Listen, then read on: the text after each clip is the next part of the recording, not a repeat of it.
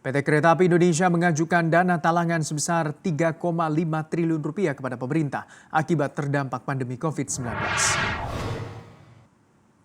Direktur Utama PT KAI Didik Hartantio menyatakan bahwa anggaran tersebut akan dialokasikan untuk beberapa pos seperti perawatan sarana perkereta apian mencapai 680 miliar rupiah, perawatan prasarana termasuk bangunan sebesar 740 miliar rupiah, pemenuhan biaya pegawai sebesar 1,2 triliun rupiah, biaya bahan bakar 550 miliar rupiah, dan juga pendukung operasional lainnya 280 miliar rupiah. Didik juga mengaku PT KAI sudah melakukan sejumlah langkah efisiensi. Namun PT KAI masih membutuhkan suntikan dana pemerintah untuk menjaga arus kas operasional agar tetap berjalan positif di tahun 2020.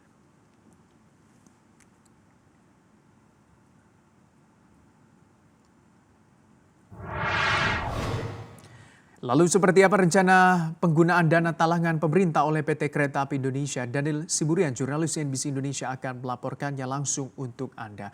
Selamat sore Danir, silakan dengan laporan Anda.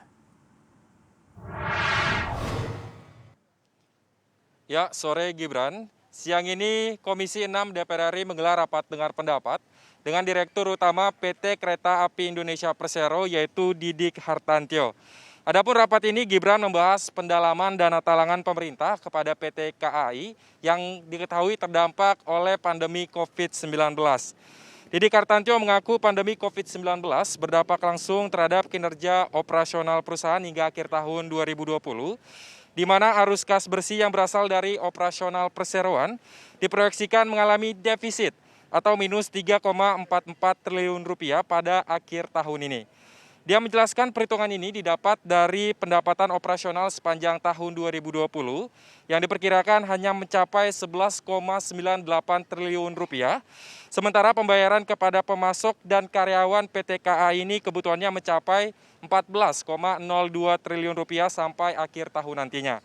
Selain itu Gibran, ia juga menyebut pandemi turut menyebabkan penurunan premi awak kereta api karena adanya pembatasan operasional dan tidak memprogramkan imbalan kerja keberhasilan kinerja atau IKKK dengan total nilai efisiensi mencapai 1,8 triliun rupiah.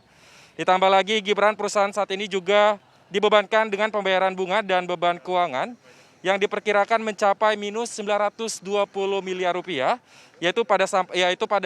sampai akhir tahun 2020 nantinya, dan juga pembayaran pajak penghasilan yang mencapai minus 479 miliar rupiah.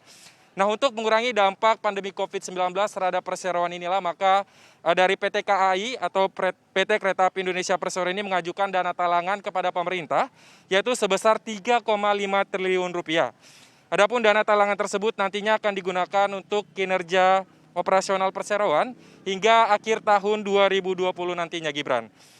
Didik juga mengaku jika usulan ini diterima oleh DPR, maka pihaknya akan bergegas mengajukan fasilitas pinjaman kepada Kementerian Keuangan, yaitu dengan syarat-syarat pelunasan ringan dan tingkat suku bunga rendah, serta jangka waktu yang panjang begitu.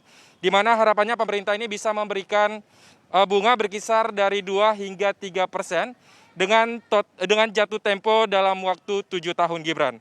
Adapun rinciannya seperti yang Anda sebutkan tadi, dana 3,5 triliun rupiah tersebut rencananya akan digunakan untuk perawatan sarana perkereta apian senilai 680 miliar rupiah. Kemudian untuk bangunan yaitu perawatan prasarana sebesar 740 miliar rupiah. Pemenuhan biaya pegawai 1,25 triliun rupiah. Seperti yang kita ketahui ini adalah beban yang paling berat begitu untuk PT Kereta Api Indonesia Persero dengan jumlah beban terbesar. Kemudian ada biaya bahan bakar 550 miliar rupiah dan juga pendukung operasional lainnya, Gibran, sebesar 280 miliar rupiah. Nah, untuk mendengar lebih lanjut bagaimana penjelasan terkait dana talangan pemerintah kepada PT Kereta Api Indonesia Persero ini, berikut keterangan dari Direktur Utama PT KAI Persero Didik Hartantio. Itu rata-rata sampai dengan pertengahan Maret itu ada 1.105.000 penumpang per hari. Namun per tanggal 31 Mei, begitu pertengahan Maret sampai dengan akhir Mei, Pak, langsung turun menjadi 239.000 per hari. Jadi turunnya tuh tunjam 78%. 78% Pak Nusron. Jadi bayangkan kalau kita tuh tiap hari rata-rata tuh 23 miliar. Sekarang tuh 31 Mei itu 3 miliar, Pak. Jadi pendapatan turun 87%, volumenya turun 78%.